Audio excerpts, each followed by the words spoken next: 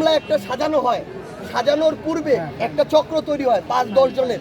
ওই চক্রটা মিলে একটা লিস্ট করে, ওই লিস্টের লোকগুলোকে ফোন দেয়, ফোন দিয়ে বলে যে আপনার নামটা দেওয়ার পরিকল্পনা চলতেছে, যদি চান যে না দেই তাহলে 2 লাখ টাকা দেন, 5 লাখ টাকা দেন। একটা ব্যবসা গেল প্রথম ধাপ। দ্বিতীয় ধাপ, মামলায় নামটা দিয়ে দেয়, দিয়ে এরপরে ফোন দেয় যে মামলায় নামটা আমরা কাটাবো এফআইআর করার আগে, কাটানোর জন্য আপনি 2 লাখ দেন, 5 লাখ দেন, 10 লাখ দেন।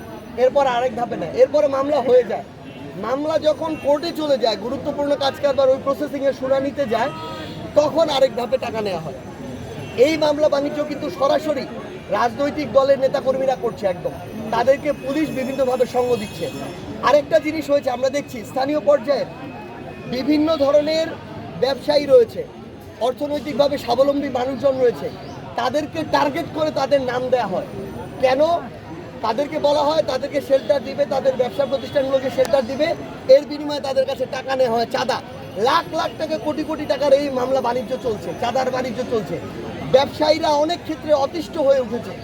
অনেকে এটাও বলছে যে আওয়ামী লীগের সময়ে তাদেরকে যে চাঁদাটা দিতে হতো, এখন কিছু নতুন রাজনৈতিক নেতৃবৃন্দ তাদেরকে আরো বেশি জ্বালাচ্ছে। সোজা বাংলা কথায় হচ্ছে, এটা অন্তর্বর্তীকালীন সরকার, আমাদের আইন উপদেষ্টা যিনি আছেন, স্বরাষ্ট্র উপদেষ্টা যিনি আছেন, তাদেরকে এর দায়ভারগুলো নিতে হবে। এই দায়ভার